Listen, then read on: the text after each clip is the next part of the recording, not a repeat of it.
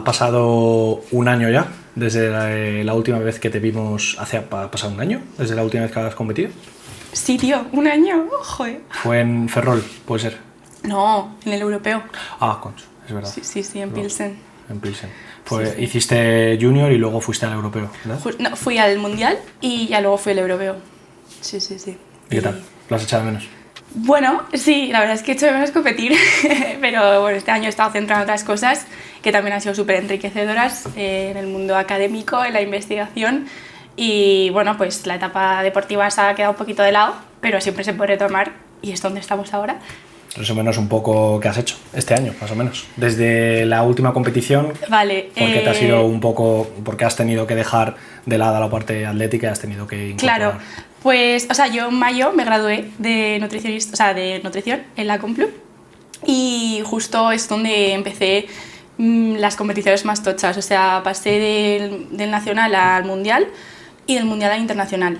¿Qué pasa? Que justo a la vez que estaba como con mi etapa así más competitiva, empecé un máster plenamente enfocado en la investigación. O sea, es un máster de un año donde todas las asignaturas estaban relacionadas con aprender a investigar en el sector de la nutrición y de hecho la mitad de los créditos del programa son el TFM. Porque estás dentro de un grupo de investigación, colaborando con investigadores, desarrollando tu proyecto, por así decirlo. Entonces, eso me ha requerido todo de mí. O sea, además, aunque no me lo requisiera, yo lo iba a dar.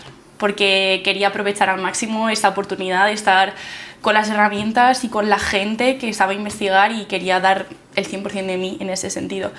Y como lo compaginaba con las asesorías y el trabajo, pues era como que no me quedaba prácticamente tiempo para entrenar y además los transcursos de ir de la universidad a casa a trabajar y al gimnasio y tal hicieron que realmente pues, los entrenos pasaran un poco a segundo plano.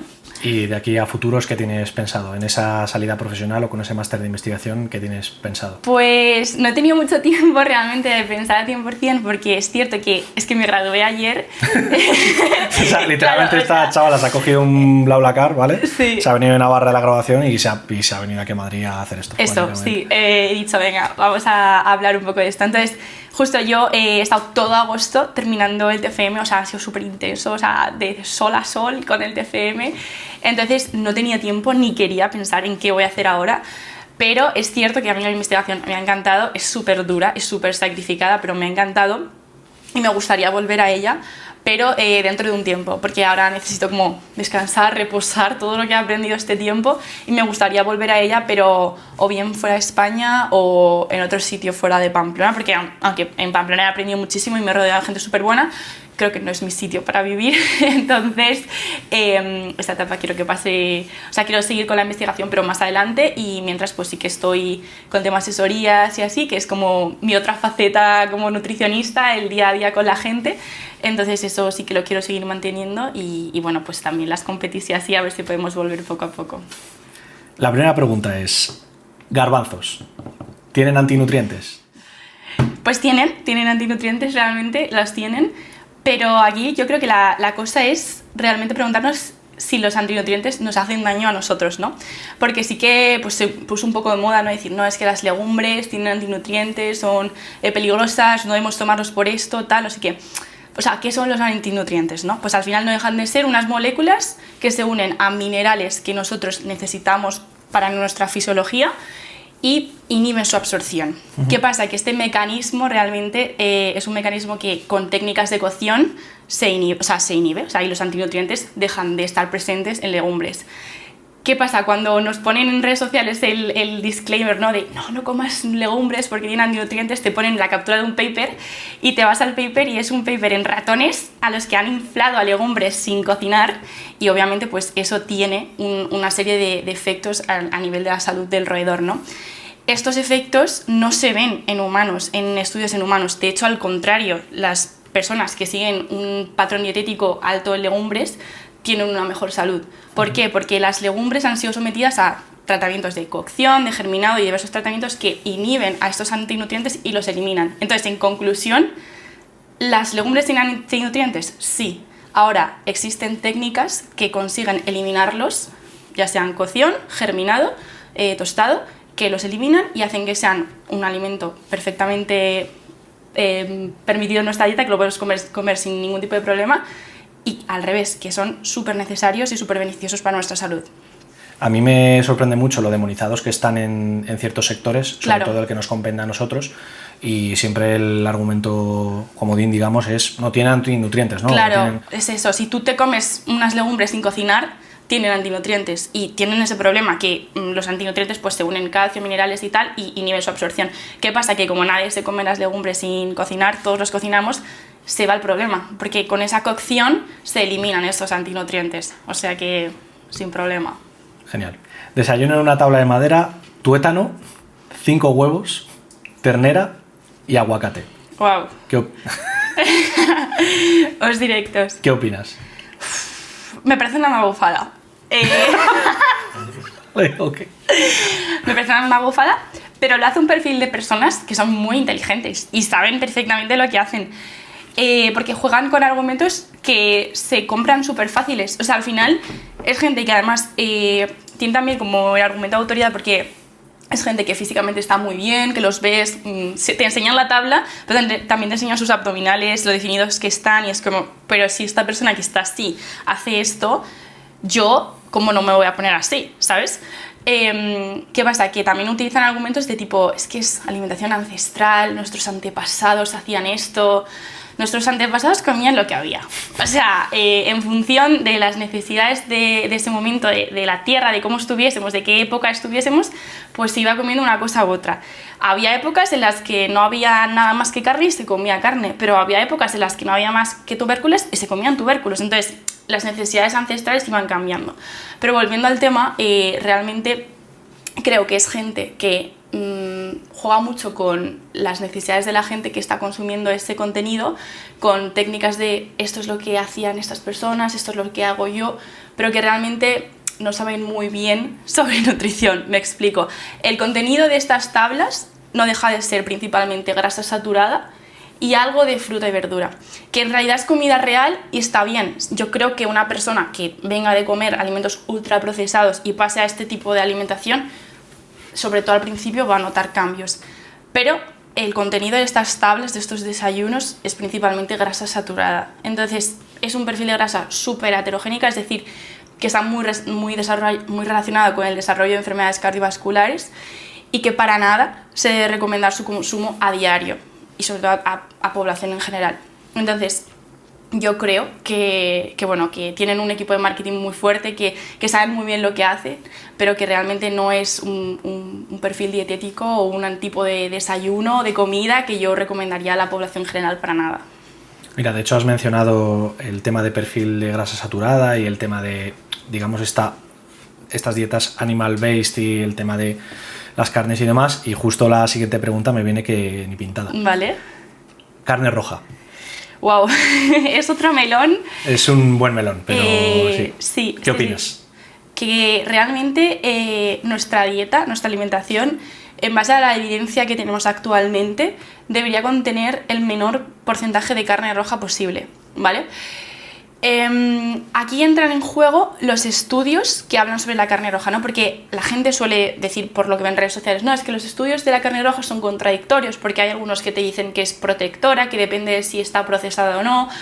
Vale, cuando analizamos realmente este tipo de estudios, vemos que los estudios que nos dicen que la carne roja no es perjudicial para la salud son justo los estudios que están financiados por la industria cárnica.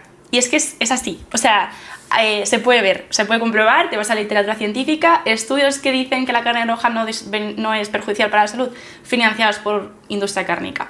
Entonces, ¿cómo están planteados estos estudios para que se entienda por qué algunos sí muestran estos efectos y por qué otros no? Porque ya, vale, ¿por qué este sí lo ha demostrado y otro no? Se hacen normalmente estudios que se llaman comparativos, ¿no? Entonces, miden los efectos de consumir o no carne roja frente a consumir otro tipo de alimentos. ¿Cuál es el truco que hacen las industrias cárnicas? Bueno, los estudios que están financiados por industrias cárnicas, pues comparan el consumo de carne roja frente a otras carnes o frente a consumir carbohidratos refinados. Entonces, la carne roja no sale perdiendo o incluso sale ganando, pero lo comparas, o sea, el comparador no es equiparable, ¿vale?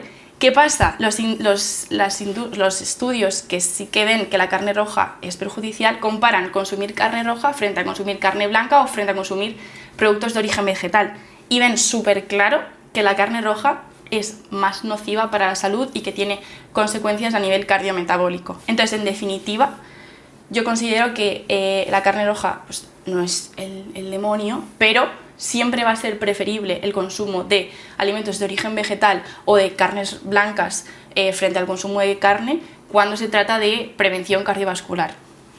Vale, pues tenemos una industria cárnica roja que financia ciertos estudios para darle publicidad a lo mejor alimentos que no son perjudiciales, como dices, pero bueno, que a lo mejor tienes otras opciones mejores o puntuales.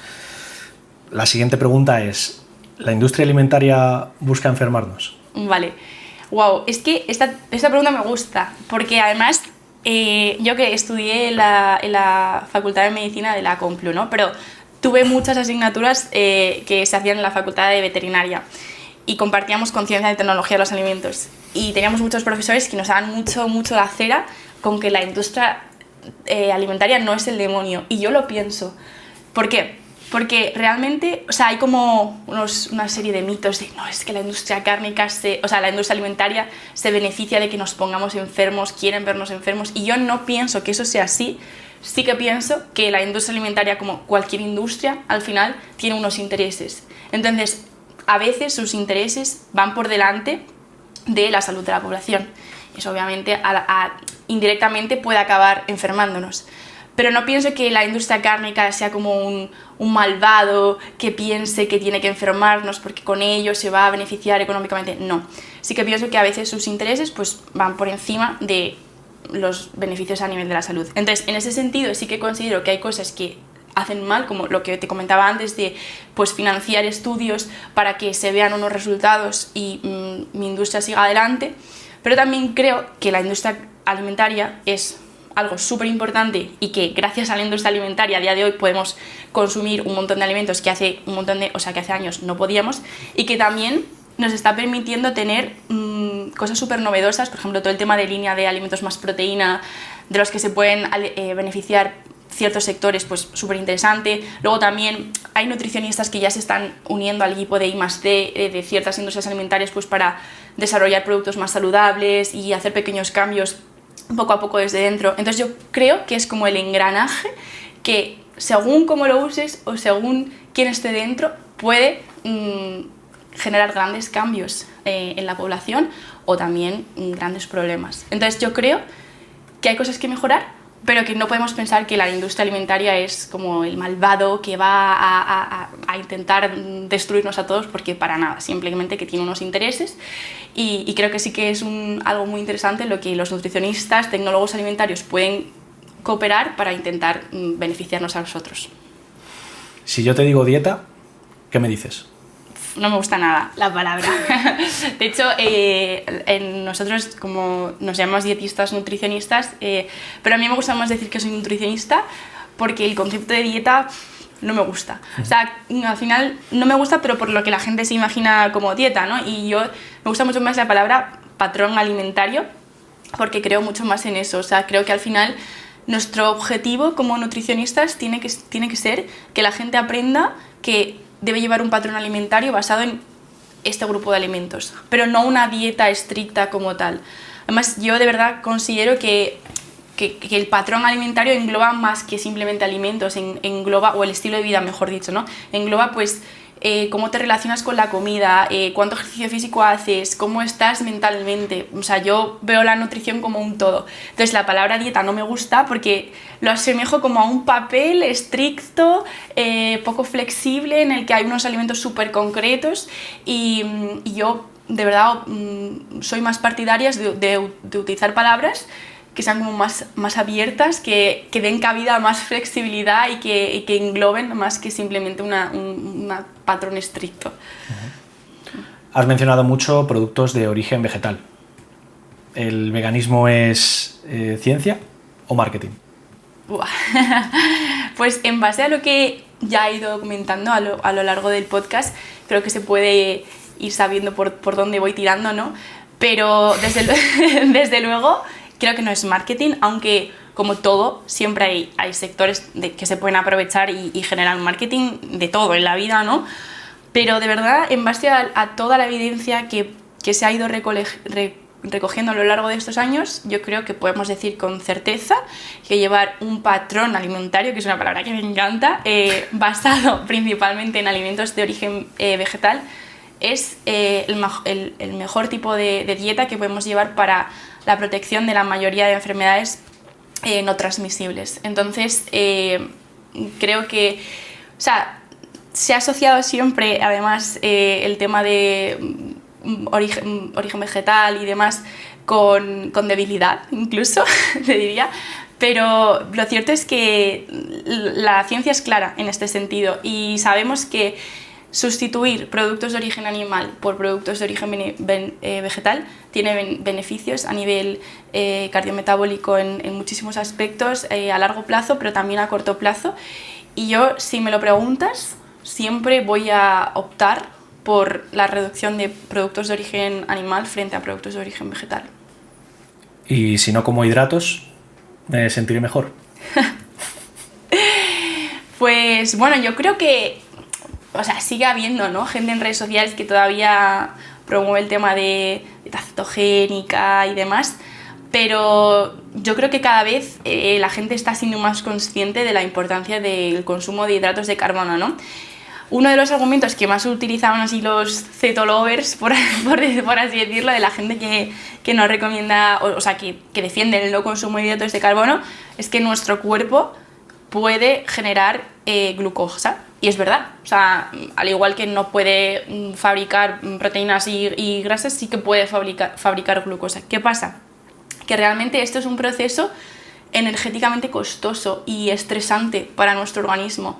De hecho, el estrés que le genera a nuestro organismo el proceso de la gluconeogénesis está relacionado con un montón de problemas a nivel metabólico y sobre todo hormonal. O sea, el no consumo de hidratos de carbono en mujeres se ha relacionado con el tema de amenorrea, de la falta de regla y de otros problemas hormonales, pero en hombres también se ha relacionado con menores niveles de testosterona y problemas reproductivos. Entonces, a nivel de salud está claro que el consumo de carbohidratos es necesario y muy importante, y luego a nivel deportivo es que para mí ya es como algo súper obvio, pero es que está tan evidenciado que está clarísimo. O sea, un mayor consumo de carbohidratos siempre va a ser beneficioso en deportistas. Ahora bien, sí que es cierto que obviamente hay que periodizar, no va a necesitar la misma cantidad de hidratos de carbono un ciclista que a lo mejor un powerlifter. Es que para nada, o sea, son cantidades súper diferentes. Pero que los carbohidratos son el macronutriente fundamental en deportistas es una realidad. Has mencionado además, justo, me viene Kenny pintado también, hombres y mujeres. Has mencionado problemas reproductivos en hombres y problemas reproductivos en mujeres o problemas hormonales respecto a ciertos patrones alimentarios. Vale. Tú que trabajas con clientes, tanto masculinos como femeninos, ¿qué diferencias ves, si las hay, entre hombres y mujeres en patrones alimentarios? Vale. Pues para mí está bastante clara esta pregunta. Sí que trabajo con más mujeres que hombres, pero creo que el ratio está bastante equilibrado y pues también trabajo con bastantes chicos. Creo que los hombres, por lo general, son más desorganizados, son un poco más desastre y al principio todo el tema de educación, o sea, las consultas van más destinadas a educación nutricional, quizá pues todos los mitos que he ido comentando al principio de carne roja, testosterona y así, son los que hay que ir comentándole, hacerle ver que no por consumir legumbres, por ejemplo, es menos hombre, por decirte algo, o hacerle hincapié en la importancia de consumir vegetales y este tipo de cosas, más pues eso, cuestión de educación nutricional, y cuando tiene esas pautas ya es súper sencillo, o sea, la consulta tira sola. En el caso de las mujeres es muy diferente y ojalá no fuera así, porque para mí es muy frustrante y yo me he hecho muchas preguntas porque en mi trabajo soy como muy curiosa y cuando veo un patrón que se repite mucho me pregunto, vale, si esto está pasando tanto, ¿por qué es? Y yo desde que empecé a trabajar y sobre todo empecé a trabajar con mujeres vi un patrón súper claro, que es que las mujeres tenemos problemas con la comida muy frecuentemente y yo puedo decir súper claro que conozco a muy pocas mujeres, o sea, ahora mismo te diría que no se me viene a la cabeza ninguna que no haya tenido alguna vez un problema con la comida. Y no te digo un TCA diagnosticado, porque eso sí que, pues, igual no. Pero un problema con la comida de decir, me va mal con mi cuerpo, voy a utilizar una conducta compensatoria, es que no se me viene a la cabeza ninguna mujer que no lo haya tenido. Entonces, esto ya nos da una pista sobre que las mujeres a nivel nutricional pues tenemos más cosas con las que trabajar y es más difícil. Sobre todo el perderle miedo a la comida es un tema, el perderle miedo a vernos musculadas, a vernos grandes, a comer en general es sobre lo que más voy trabajando. Y luego el tema de macronutrientes, o sea, hay un miedo a los carbohidratos terrible, que de nuevo también poco a poco va mejorando con el tiempo, pero sí que es cierto que a las mujeres ya han perdido el miedo a comer grasas, comer aguacate, frutos secos y así, pero el tema de los carbohidratos les cuesta. Entonces, pues va a ser mucho más frecuente que a la hora de cenar se haga una ensalada con queso, aguacate, pipas y así, pero luego un trocito de pan extra o un poquito más de arroz, no, porque son carbohidratos. Y es como, realmente te va a venir mejor para la salud quitar un poquito más de grasas y echar más carbohidratos que seguir comiendo grasas, pero como nos han metido en la cabeza que los carbohidratos, tal, no sé qué, pues no lo hacemos.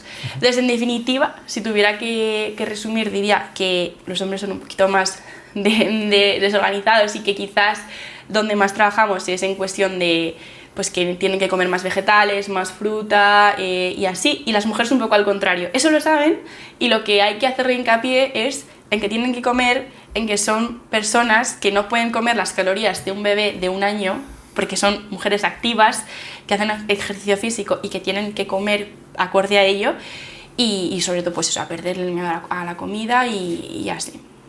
Entonces a mí como hombre no me hace más femenino una dieta basada en vegetales. Uf. Pues, joder, es que además, justo hace poco me leí un libro sobre esto, el tema de la carne y la masculinidad es una idea que lleva instaurada en nuestra sociedad tantos años, o sea, muchísimos, muchísimos, y yo creo que va a estar presente mucho tiempo, ¿no? Entonces, creo que nosotros ahora, como nutricionistas, tenemos que hacer mucho hincapié en decirle a los hombres que no solamente no les va a hacer más femeninos no consumir carne, sino que va a ser un protector frente a su salud. Es que por todo lo que hemos ido desarrollando ya se puede ir viendo, pero es que es súper importante. Entonces, el tema de la soja, ¿no? Porque dices, vale, si no como carne, ¿qué como, no? Pues puedes comer muchas cosas, pero sacando a la palestra la soja, ¿no? Que también ha sido como súper controversial en el sentido de, no, la soja me reduce la testosterona, soy boy, ¿no? Que de hecho es como un meme, ¿no? O sea, soy boy tal, en plan, soy súper weak, súper Agenda 2030, ¿no? Es que es verdad. Es que quizá es lo que necesitamos, ¿no? Entonces, en ese sentido, creo que, como he dicho antes, o sea, no solamente es que no te hace más femenino, sino es que te va a hacer vivir más años. Entonces, yo como hombre, ¿hay alimentos que pueda incluir para aumentar la testosterona que produzco? Pues es que... Me interesa. Claro, sí, no.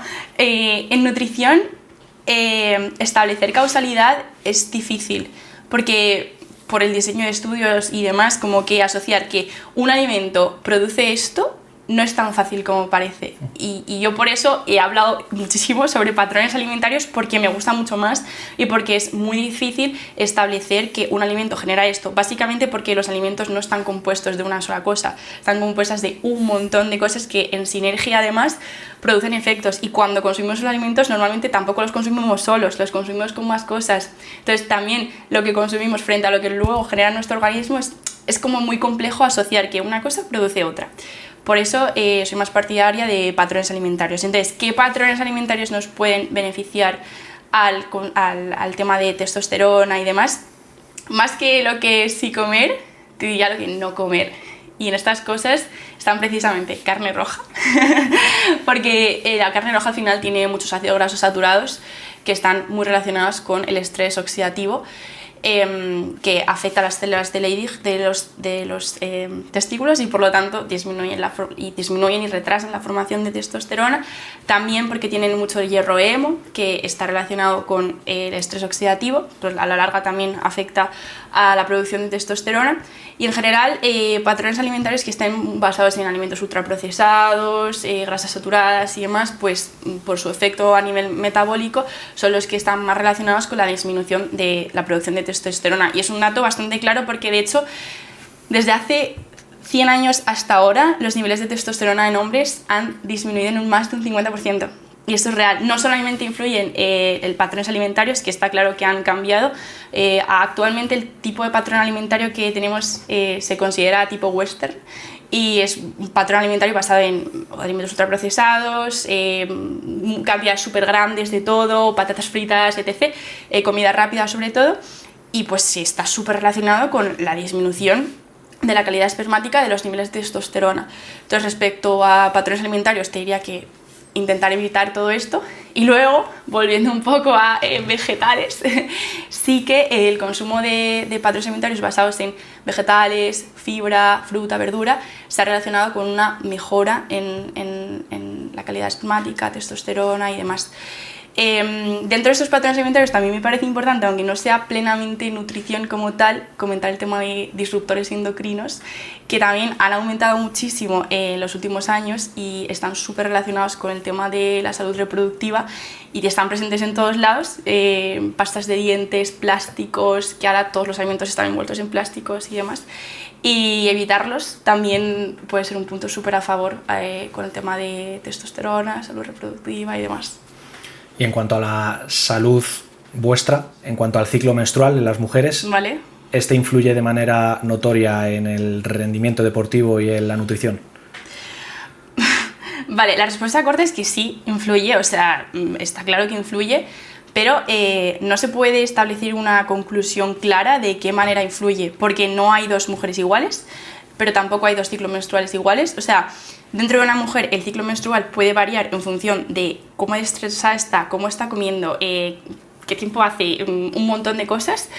Y dentro de una mujer a otra mujer también va a influir muchísimo. Entonces, a lo mejor una mujer en la fase premenstrual se encuentra increíblemente fuerte y otra mujer en la fase premenstrual solo quiere llorar y no se puede mover de la cama. Entonces, influye sí, pero no podemos establecer la conclusión. Entonces, hay veces que se forma en redes sociales la de Dios porque un estudio ha dicho que no encuentra una asociación entre la fase lútea y el descenso de la fuerza y todo el mundo se echa las manos en la cabeza. No, es que qué machistas son los del estudio porque no han encontrado que en la fase lútea hay un descenso. Bueno, es que realmente a lo mejor no tiene por qué haberlo, o quizá el diseño del estudio no era lo mejor, lo que fuera, ¿no? Pero lo que sí que está claro es que no podemos buscar que la literatura diga que hay un efecto claro sobre qué hace el ciclo menstrual sobre el rendimiento deportivo, porque es muy difícil establecerlo. Entonces, lo que yo considero súper importante es tener claro que el ciclo menstrual puede afectarnos en el rendimiento deportivo como afecta a cualquier otra cosa. Cómo afecta el sueño, cómo afecta el estrés psicológico, cómo afecta la falta de alimentación. Entonces, tener en cuenta que puede afectar y en base a cómo nos afecta a nosotras, pues establecer una serie de pautas. Que nuestro entrenador, por ejemplo, sepa que nosotros la semana premenstrual nos afecta muchísimo, entonces, pues si él considera necesario, pues que haga una modificación.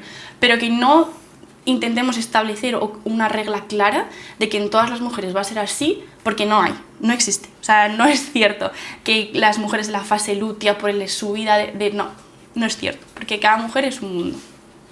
Bueno, yo no tengo más preguntas. ¿Tú has estado a gusto? Yo súper contenta y muy agradecida de que me hayáis invitado. Con todos vosotros, chicos y chicas, Marina Sánchez. Tiquití.